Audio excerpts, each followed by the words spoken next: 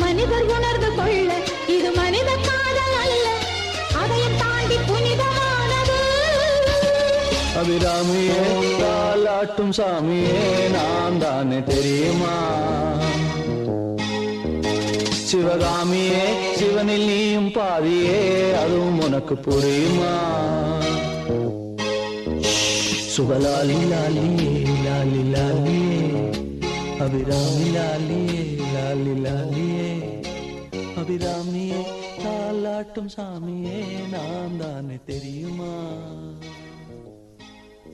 உனக்கு புரியுமா?